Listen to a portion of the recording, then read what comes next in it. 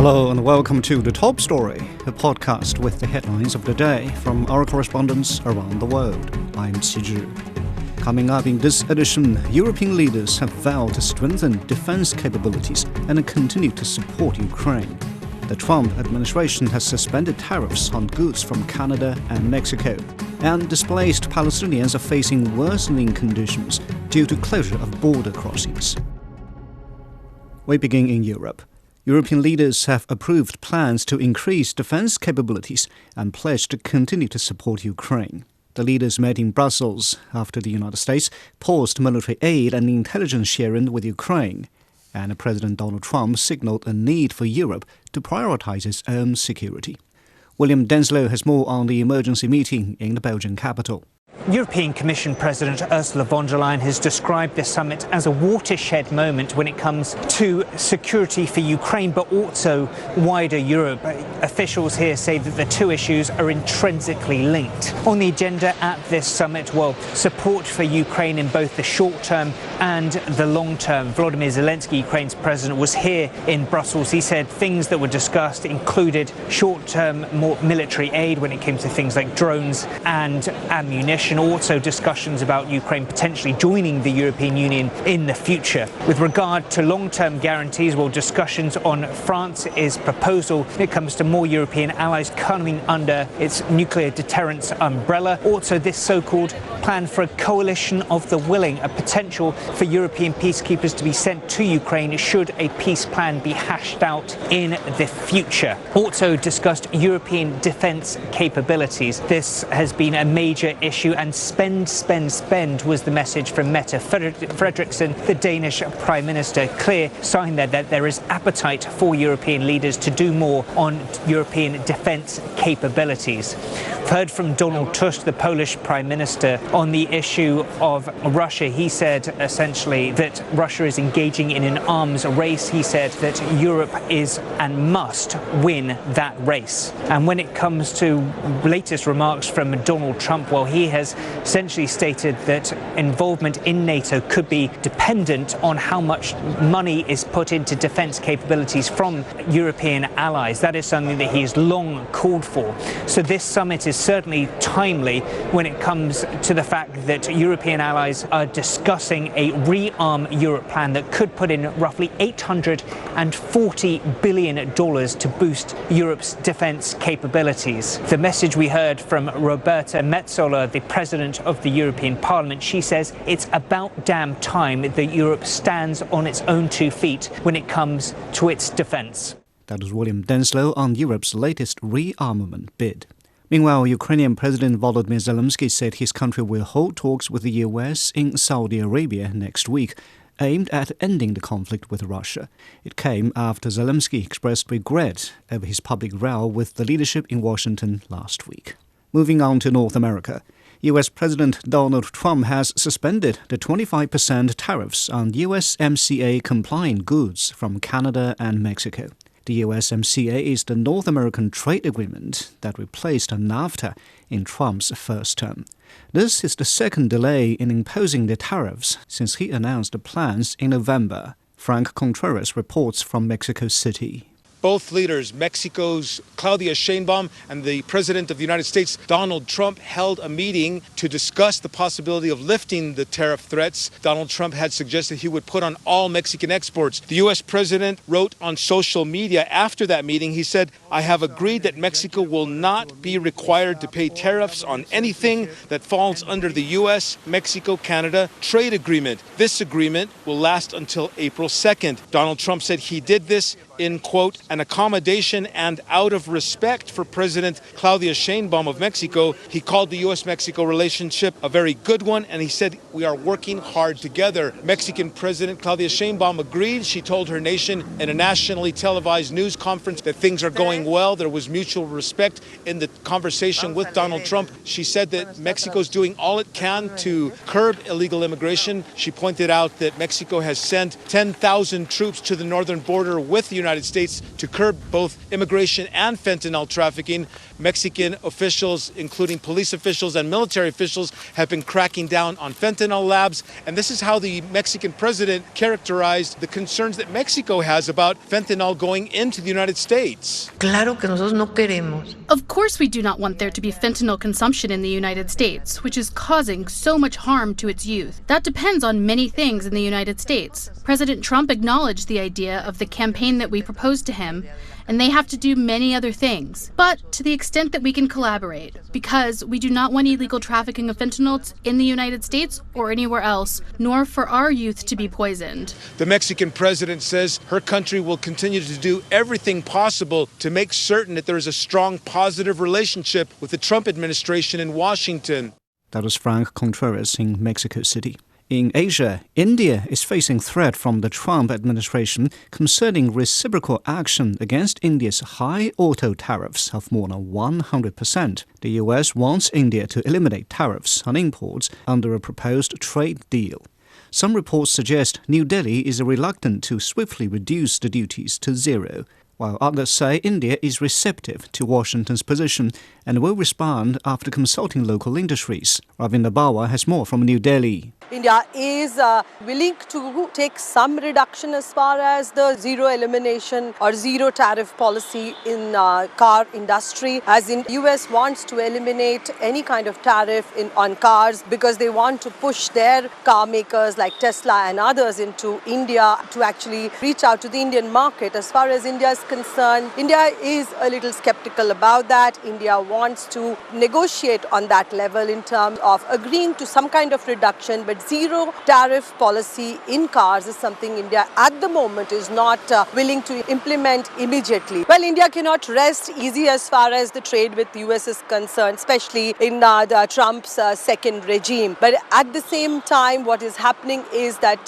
while India's name has come on those list of countries on which tariff will be enforced from the 2nd of April, the officials are a little disappointed about it, because if we see before Prime Minister Modi went to meet Mr. Trump last month, already some tariff reductions are already announced in the Indian budget. So that gave India some kind of a negotiating room. That's why that was done. But taking that into consideration and taking the talks between the two leaders and they talking about fair trade terms as far as the bilateral trade agreement is concerned, there is a bit of disappointment. The Indian officials were expecting that for now the tariff impositions will be imposed, reciprocal tariff imposition will be postponed for a while, but that has not happened. That was Ravinder Bawa reporting from New Delhi. Turning to the Middle East, displaced Palestinians are facing worsening conditions after Israeli Prime Minister Benjamin Netanyahu announced the closure of border crossings days ago. The move is effectively blocking humanitarian aid from reaching Gaza. Nadra Al-Tibi reports. Some Gazan families have returned to Khan Younis, setting up tents in the Al-Mawasi area. Here many feel the trauma of what has transpired not only over the past 2 years, but for decades. Hussam Abu Shawarib, a father of 7, has returned to what was once a place called home. The destruction reminds him and his family of the early days of displacement, a time they feared total war would break out. We're lost. We don't know whether this is really a truce or not. We returned to Rafah, but were prevented from entering most of the area. We had asked before we went anywhere else if it was allowed or not. We were in a state of total insecurity, so we were forced to return to Khan Younis. With the cessation of a humanitarian aid to the Gaza Strip following Israel's closure of crossing points, UNICEF has warned of dire consequences for children and families in Gaza who are struggling to survive. The impact of the halting of aid going into Gaza on families in Gaza cannot be overstated. The humanitarian crisis inside Gaza has continued despite the ceasefire taking effect on January 19th, and families are in need of literally everything. So the consequences of the aid stopping will be devastating, especially for children. Although the aid doesn't meet people's basic needs and barely reach them, its cessation leads to to a serious deterioration in food security, which is already faltering in Gaza. We've been afraid ever since the crossing was closed. I want to provide food for my children, so I've started looking for rice, sugar, and flour. Prices have now doubled. We're relying on food aid, and it's difficult for us to lose access to it. We're afraid that we'll reach the stage of hunger, and our children will be deprived of food. Since the January 19 ceasefire, 7,080 trucks have entered the Gaza Strip, carrying a total of 130,000 tons of aid, including 20,000 tents. As displacement of Palestinians continues, there are renewed fears that another famine will strike the Gaza Strip if a crossing remains closed and if humanitarian aid fails to reach to the people in need. There are also concerns that the current ceasefire may not hold much longer. That was Nadra Al-Tibi reporting. Meanwhile, South Africa has denounced Israel for blocking aid into Gaza, saying it amounts to using starvation as a weapon of war against the Palestinians. Yulisa Njamila reports. South Africa is calling for the international community to hold Israel to account for using starvation as a weapon of war. In a statement released by the International Relations and Cooperation Ministry, South Africa says it strongly condemns the refusal of Israel to allow humanitarian aid into the Gaza Strip. According to reports, Israel blocked the entry of all humanitarian aid into Gaza on Sunday as it demands that Hamas accepts its terms for an extension of the truce. The aid block comes at a time when the Palestinians in Gaza are experiencing immeasurable suffering and urgently need food, shelter, and medical supplies, the ministry said. South Africa says preventing food from entering Gaza is a continuation of Israel's use of starvation as a weapon of war as part of the ongoing campaign of what the International Court of Justice ruled to be plausible genocide against the Palestinian people. Experts say more needs to be done to stop Israel. Now that they've got a case with the ICJ, and of course court cases could take time, my expectation is that South Africa would still pursue this matter outside the courts by trying to rally other countries to support them and use different means to exert pressure on Israel to stop what they're doing, because South Africa is still convinced that what is happening in Gaza is human rights violations and such should stop. The department stated that the expanded Israeli military presence, now reportedly at its highest levels in the West Bank since 2002, signals an intent to re-establish full-scale military occupation and undermines the Palestinian Authority and its governance. South Africa once again called on the international community to act with urgency and decisive action to address what this country calls the continued systematic violation of international law and international humanitarian and human rights law. That's Yulisa Njamila. And more in Africa, Tanzania says it will soon stop importing steel due to significant domestic production of that commodity. The government says the country's 19 steel factories have already exceeded domestic demand, which establishes the country as a leader of regional steel output. Daniel Kuja reports from Dar es Salaam.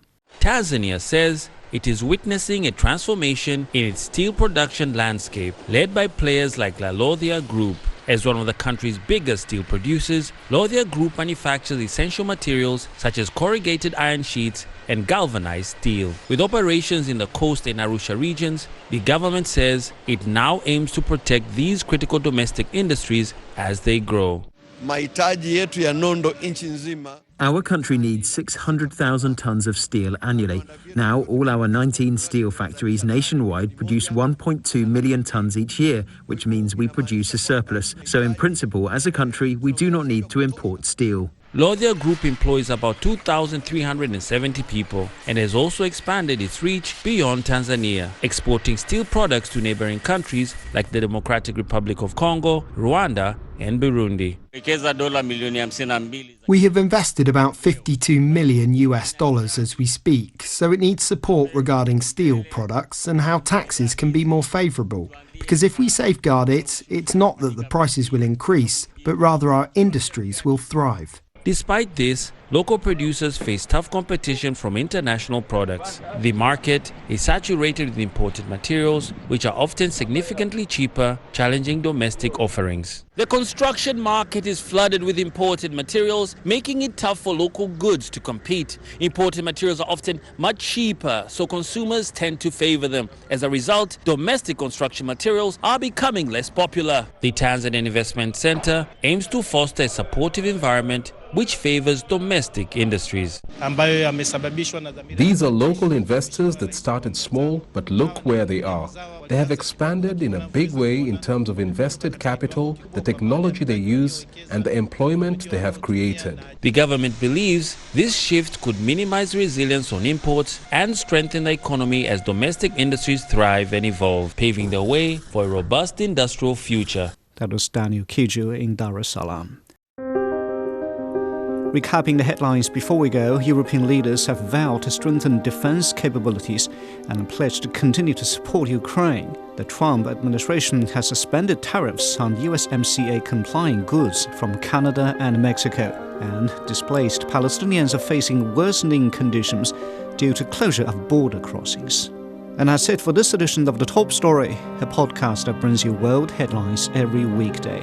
For more news in politics, business, sports and culture, you can subscribe to the Beijing Hour, a one-hour podcast news magazine program. We welcome and appreciate all ratings and reviews. I am Qi Zhi. Thank you for listening.